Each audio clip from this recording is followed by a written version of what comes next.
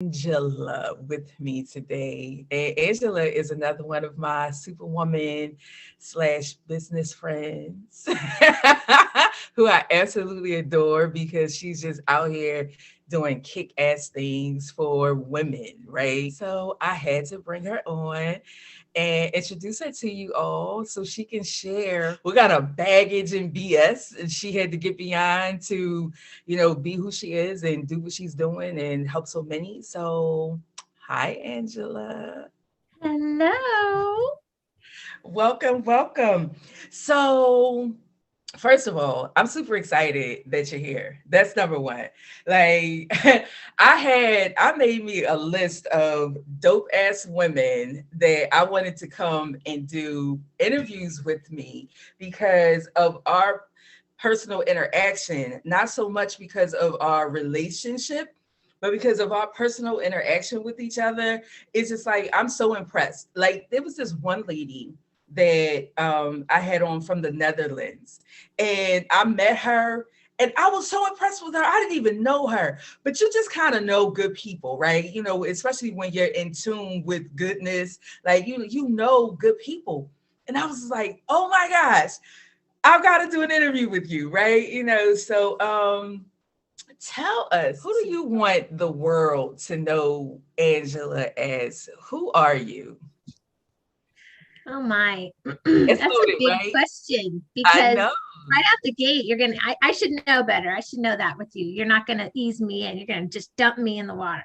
Ooh. Um, I have so many hats. As women, we just wear so many hats. But I think at the end of the day, I want people to think of me as someone who they feel like they can be themselves and they don't have to, there's no expectation. My only expectation, no matter how we're connected, whether it's friendship or business or anything, is that you are being true to who you are and never worry about what I may be thinking or even care if I agree with you. Just that I love you how you are and who you are. And I want for you to be able to be you everywhere you are.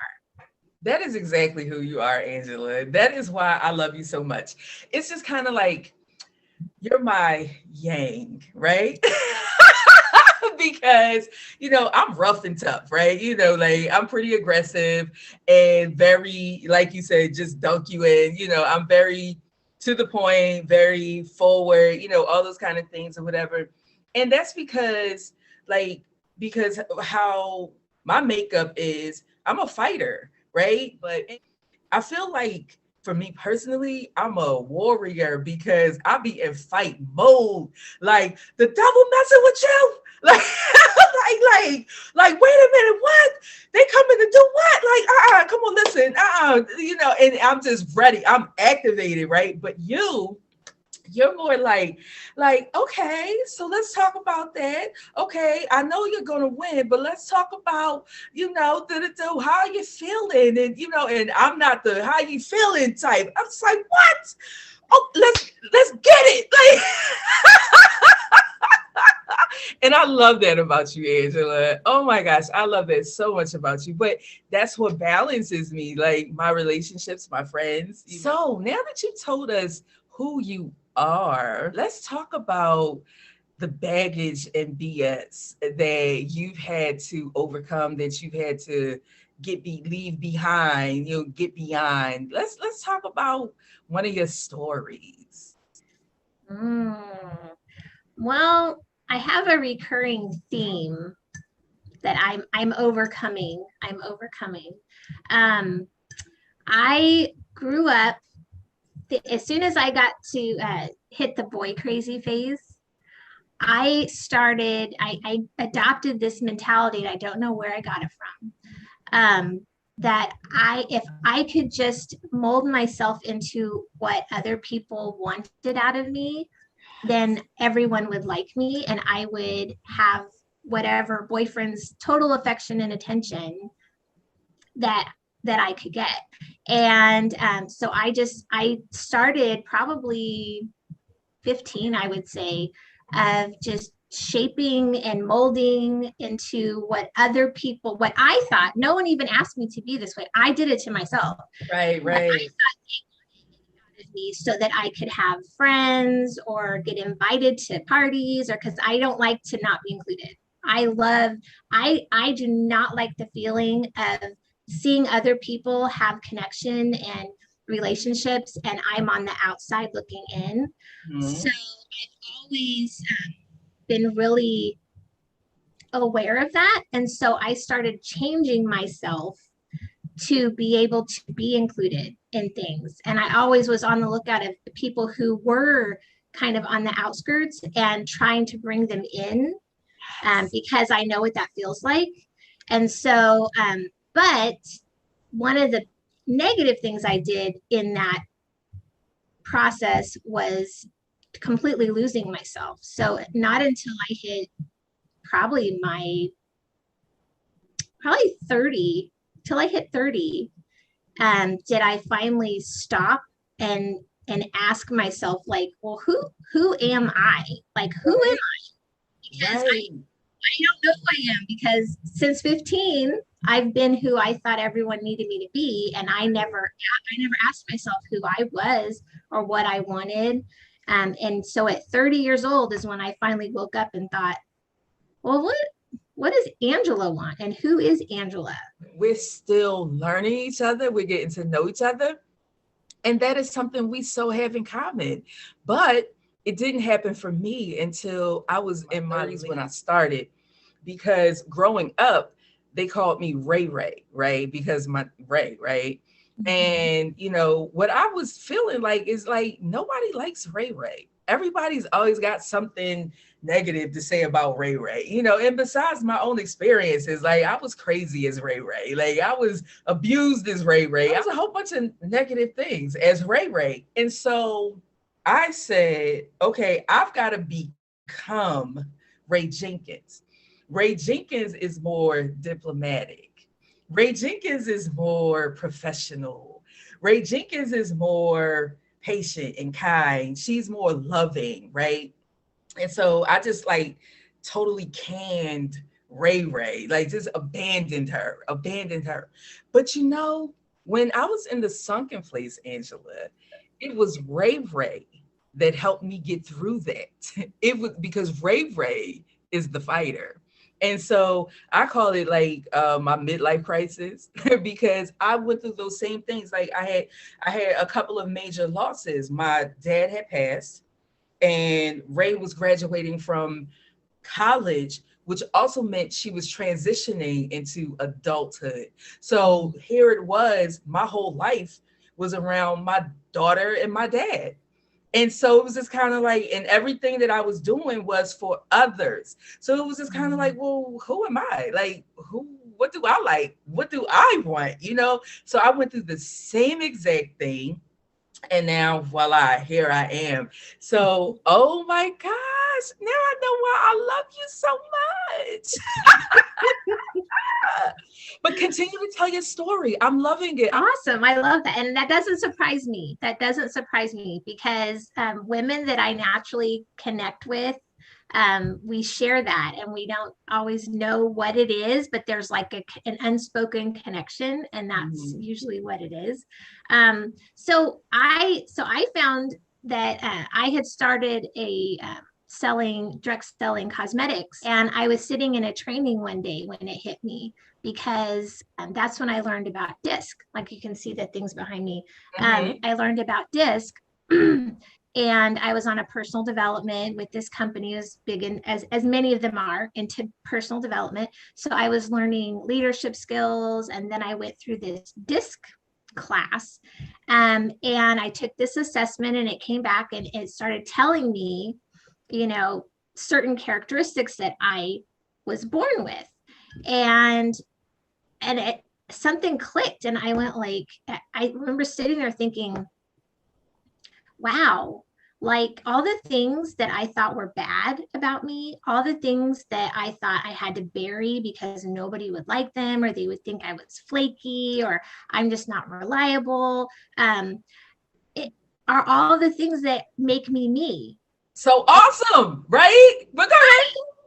Now that I know that, but then I thought, well, so wait a minute, and I'm Christian, so I'm thinking if God made me with these things, like it wasn't an accident. He didn't just be like, oh gosh, I didn't mean to do that, Angela. Right? Don't be that way. Just disregard how I created you. I had this realization of like reading this paper and thinking, so wait a minute, you mean to tell me that I was actually intentionally designed this way? That's why I'm this way. That's why all the crazy kooky things that I think people shouldn't like about me, I keep like those hidden in the closet, and I put on happy sunshiny Angela everywhere I go. And but that's not really what I'm supposed to be doing. Well, what would happen if I let Angela out of the closet and was me everywhere? Like what would Yes, happen? And that was a journey. That wasn't overnight. That was a for journey sure, of for like sure. showing little bits, of Angela. And some of it was putting on a new name. Well, I used to be called Angie as a kid. And so once I started into leadership, I started going by Angela, and I cut all my hair off. What is it about us and our hair? Like, I don't like, and anyway, we could have a whole conversation about why we change our hair. But I cut my hair off really short, and I've always had long hair. I cut my hair off really short. I'm actually blonde. I dyed it red, and I've never gone back. I love red hair. So I cut it off short and I dyed it red, and I started going by Angela. So I kind of completely was stepping into or putting on this character of who I was, trying to let people know visibly, like, I'm a new person. Like, this is a new person in front of you. Don't treat me like you treated her, because I'm new and I'm different. And people started responding to that. And Right. all of a sudden, I went from someone who should just sit there and look pretty, honey. It's okay. We don't really need to hear your opinion. You just sit here and look pretty because that's what you're for, which drove me nuts my whole life, to someone who they started listening to, and my opinion started mattering. And the only real difference was I was embracing all the things that I used to think were bad about me, Mm-hmm. and being more confident in stepping out little by little in those things. And once I started doing that, people started asking me, what's different about you? It's more than the hair. What is Right. it? Something's different. Usually I just sat in the corner and I was like the sidekick. I was never the superwoman. I was the sidekick who like Right. carried people's bags and made sure everyone had what they needed.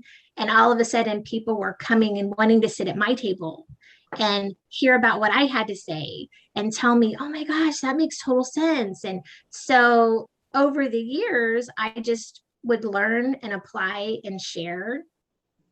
And through that grew into, well, maybe I should do this full time Right. Right. because Right. I really enjoy this. I wonder if someone paid me for this. Right. Right. Yeah, that's so I love it. I love the transparency that we have here. Like I love it because that is so real and I resonated with that like every step of the way because like for me in me becoming Ray Jenkins, right? She was also a part of me. She was my personal development, right?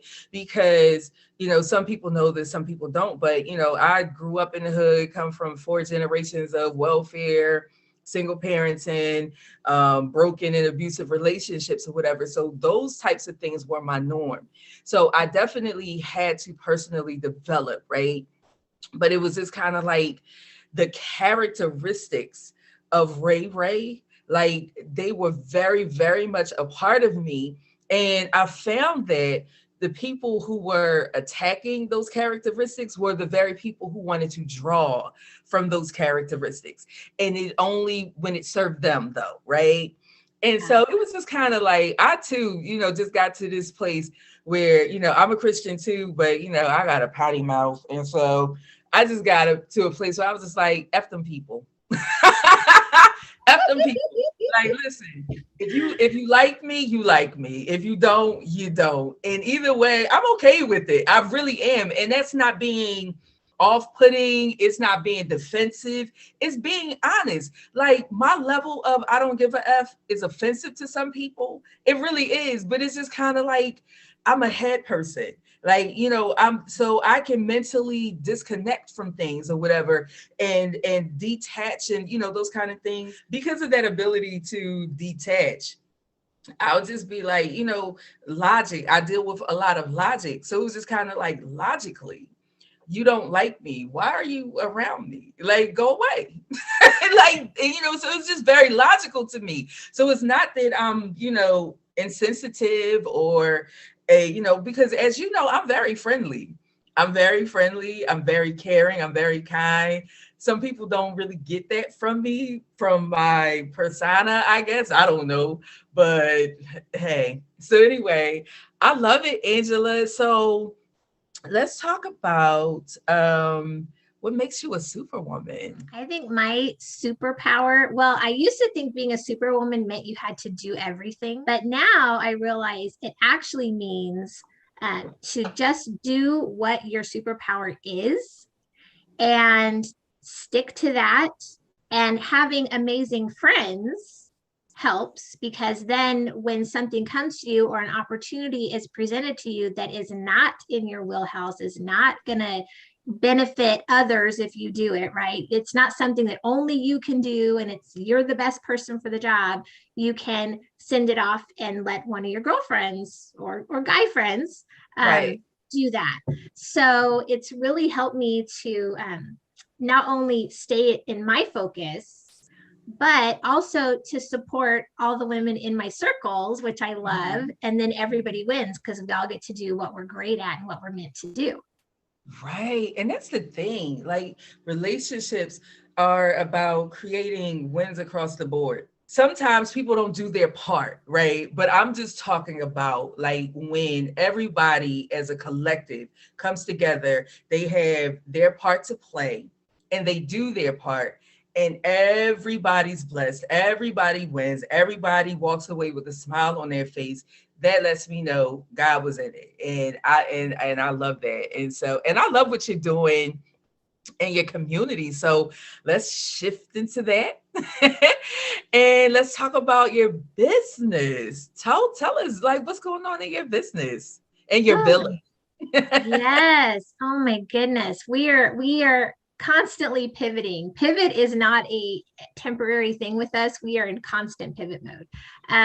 God is definitely moving through everything that we're doing. And I just literally, I always tell people, I'm just holding the keys. I was assigned to hold the keys. I have no idea where this is going. We're just going to go along for the ride and it's going to be amazing.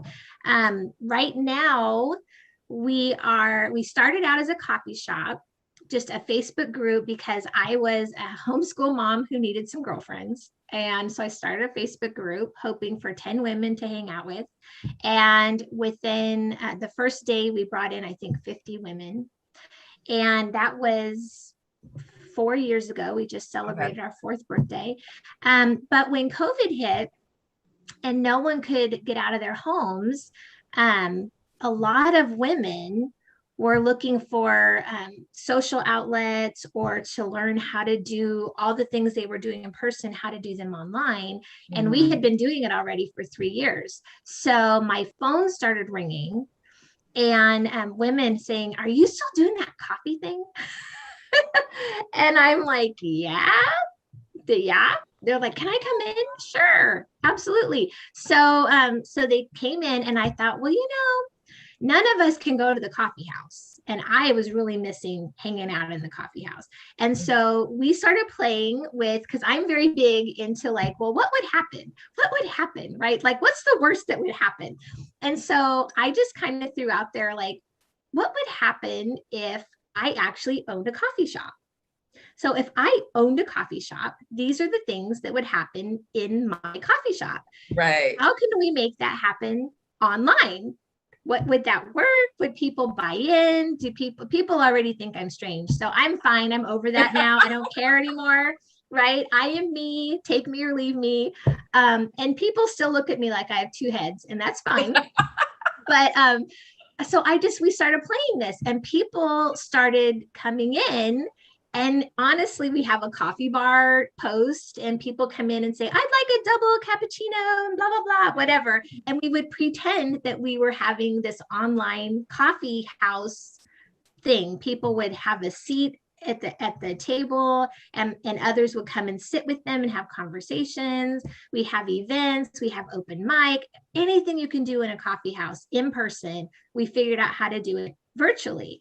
And Right. so many people were having so much fun that pretty soon women that hung out in the coffee shop were like, well, I have a business too, and well, can I like build next door to get the coffee house? Like, is that possible? What would that look like? And so we have like all these women who were friends in this coffee house group who decided, well, I want to have a location too. And Right. so it started as like a funny, like, oh yeah, I'm going to go next door. And there's like a nightclub next door. And across the street, there's like a place, a radio station across the street for podcasting. And over here, there's a convention center and just like little things. And we just started naming the buildings. And inside the buildings were people's businesses, online Right. businesses. And Right. then someone's like, do you have a map? We need a map. And I'm like, a map? Just like when you go to the mall, they have the directory to tell you. You need like a direct, you are here. Yeah. And so I'm like, I guess I could put together a map. Okay. So then I created a website. And so now you can tour the village and click all the buttons and go in. And so we have neighborhoods. We have a city council. I'm the mayor. The I am mayor. now the mayor. I was dubbed the mayor. And so how does a city run and what does that look like? And well, I guess we should have a chamber of commerce. So then we can have mixers, and that's networking, right? And marketing for the businesses, but we need someone to run the city. So we need a city government of some kind. And so we're like literally building this out like a real life place. And it's all online. And what's funny is most of us have never met in person. We've never shared the same space, breathed the same air ever. But it feels like we all live in the same town. It is so cool. It's so cool, especially like where the imagination can take you, right? I love it. Again, one of the things that I absolutely love about you, like, because this also speaks to, women in business and in the marketplace, that there's a niche for everything, But besides the village, you also help people who want to be speakers, who are aspiring to be speakers. Tell us about that. So I took a class because I thought I'm always looking for ways to market. At the time, it was just women in the coffee house. And so I thought, well, I'm a speaker, and I've always had a dream of traveling and speaking and doing women's conferences, but with friends of mine. Like I thought, how fun would that be to travel with a group of women who were my girlfriends, and we could just have fun and tour and do a road show and get paid. It would be awesome. And so, but every time I wanted to do something, everyone's like, oh, I'm going to need some time to get ready. What are you going to be talking about? And I'm like, it doesn't matter. We're just going to go. I just need to know if you're ready on this day. We're just going to go. And no one was ready. And I didn't understand that because I'm like, oh, I know you probably get that too, because you're probably like, I am ready. Let's go. How long am I talking? Who am I talking to? Right. And that's how we are. But not everyone is like us. Not everyone is ready, especially when speaking. They get very like, I don't want to say the wrong thing, and I need to be prepared, and it needs to be perfect. And so a lot of women, probably men too, but a lot of women struggle with this. And so I was like, okay. So I started offering classes, which I thought was going to be like a one-time quick thing. I did a project. I thought 10 women come in, record your talk for like 20 minutes, signature talk, and we'll put together an anthology and we can all use it for marketing. Really simple, I thought. No, because everyone freaked out. And they're like, I don't know what to say. What do you want me to talk about? I'm like, anything you want. It's your talk. It's about you. Well, what about me though? And so what's she talking about? It doesn't matter because it's about you. Don't worry about what she's talking about. And so I had to create classes about how do I talk about what I'm passionate about. That was our first class. And then people said, well, that's great.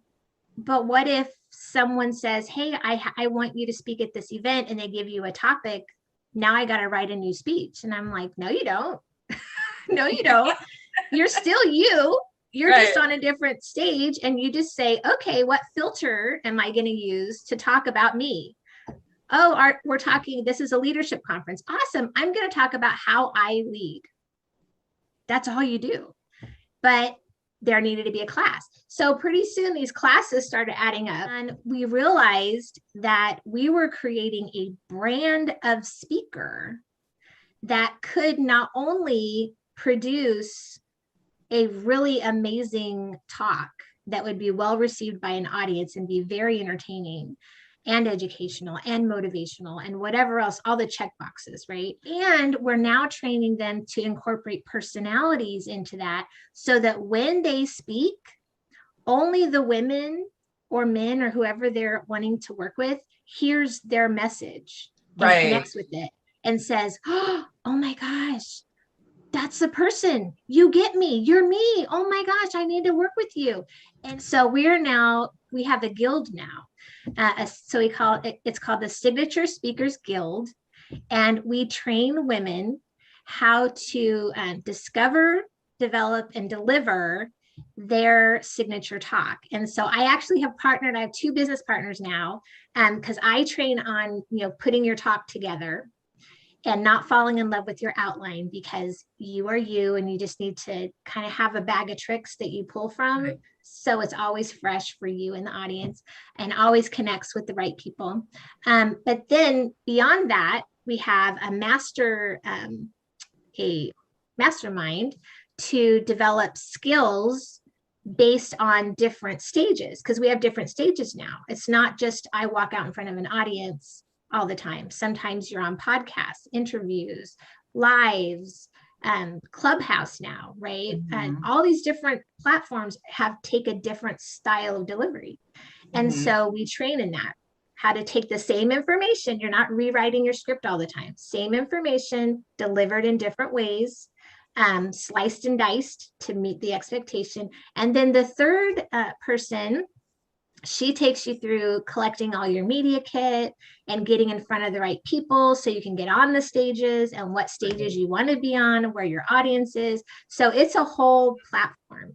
And then back to my original concept, I am also grooming amazing women that will be ready at a moment's notice to travel when I want to travel and go speaking. I love it. I love what you're doing. And clearly that's why you're here, because I want people to know about what you're doing. And I think that's so dope. And a lot of like your story, once again, resonates with me, because like the Superwoman thing started out, I was talking about money mindset, more than, because again, coming from 4 generations of welfare and living in the hood or whatever, like that's a conditioning, that's a mindset, it's a mental state, right? And so, I had to come through different levels to get to a space, a financial space mentally, right? And so I started out with that. But my business coach kept saying to me, Ray, you're so much more to women than money. Like, you're so much more than that. And I'd be like, okay, well, I mean, it's a holistic approach. So, we're dealing with her man issues, her money issues, her mini me issues, that type of thing or whatever. And she's like, yeah, okay. She was just like, I'm going to need for you to do better, right? Like, don't want to, but and so while I was on the incline with that, that's when my dad passed. and then on and then went straight into a decline because no longer did I even have an interest in talking to people. Like I didn't want to be bothered. Like I didn't want to help other people. I was angry with everybody. I was angry with God. Like it was just kind of like, no, like I know, like, and so, it started out in a dark space, a dark place, and then it went into the sunken place, right? And so emerging from the sunken place was, let me say, while I was in the sunken place, because I still had a heart for these women, even though I didn't want to personally interact with them, it was important to me that I said something to the Superwoman every day, right?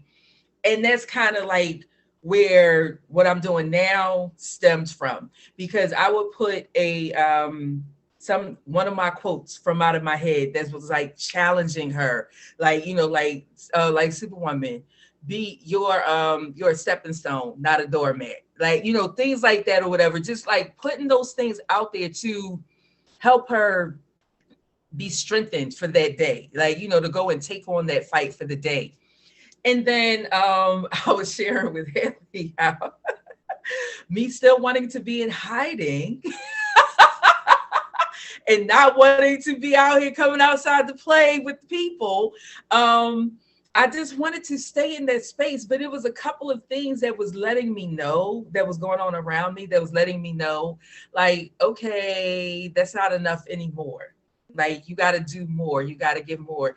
And then Haley challenged me to come out of hiding, so that when she was doing the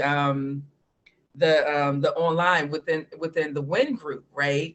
And so, at first my thoughts were like, okay, well, I'm just gonna purchase, I'm gonna get this package, I'm gonna pay her every month or whatever, just to support her, because I'm really not interested in doing this. I really don't want to do this. But the thing about me is my word is everything. Like if I give you my word and I tell you that I want to do something, I have to honor that. And I think a big part of it is because I don't like to hear people's mouths. Like it was just kind of like, well, you said like, mm-mm, mm-mm, mm-mm.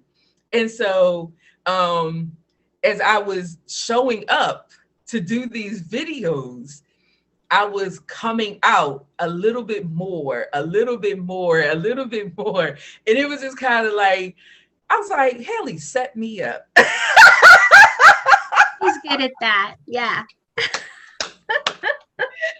she set me up. It's like, I wasn't trying to be out here. I wasn't trying to come out here. And so, voila, I was out here. And so that made, that kept my wheels turning. And so it grew to a space for me where I wanted to start the Superwoman Transformation Academy, right? And I wanted to do that because, again, coming from low to no income and being a single mother, I know what it's like when you need someone that you can trust and who understands, but who they understand, but they're still going to challenge you. They're still going to like push you and be like, okay, like how when you fall down when you learn how to ride a bike and they like, get up, get back on the bike and pedal. Like, I mean, I know you're hurting, but pedal because you can do this. And so it was just kind of like, I felt like I wanted to put something together that was so affordable for women to be able to get it all, be able to interact with me and get what I would be pouring out to women who were paying me top dollar at a very, very affordable price, like, at the price point. And so that's when I was just, and then I had to struggle with that because I was just like, yeah, that's another commitment to people, which means I gotta come outside and play with people a little bit more. And I was like, whatever. But I really felt that conviction along with the passion that like this is the thing to do, because there are so many women who need the insight that you offer, the wisdom that you share, that push that you give them, that support that you offer. And I have to remind myself of that because even still today, I'll be like, God, I don't want to go outside and play with the people. Like, I'm okay. Like, I'm okay in here. Like, and then, but it's just kind of like when you just gotta do it, right? And so I completely get how it all just gravitates. And I don't know who it was who set you up, but I know Haley Gray, you set me up, Haley Gray. But I appreciate you for it. And I'm sure that super women from around the world are going to appreciate it as well. So we're gonna wrap up, but I wanted to ask you, Angela, in wrapping up, what is it that you would share with the next superwoman? What would you share with her to inspire her and encourage her? I would say, no matter what you think or feel, or what others may be telling you, that you were made for a purpose on purpose. Yeah. And you already have everything that you need to be a success in being you. Hmm.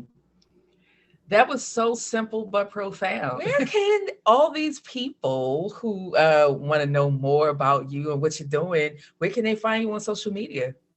So Online, really? you can, the best way to find me is to actually tour our virtual village at biscottipark.com.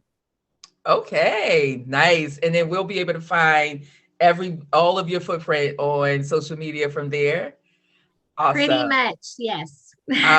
Awesome. Well, y'all definitely want to go and check out what Angela is doing in her village, what she's doing with the Speakers Guild, because she's doing some amazing things. As y'all could see, like her imagination is so awesome. And just my experience, as y'all can see, my face and my energy is just like I get so excited about Angela. But listen, I think you would get excited about her too. So you definitely want to check her out. Angela, thank you so much, doll. This was Thank great. you. It's always fun hanging out with you. Ditto, kiddo. All right, so Superwoman, next Wednesday, 7 p.m., we'll have another Superwoman from somewhere around the world coming to inspire you, encourage you, enlighten you, educate you, just, so that and you feel, so that you know that you're supported, so that you feel that you're supported. And we will see you next Wednesday. Bye, doll.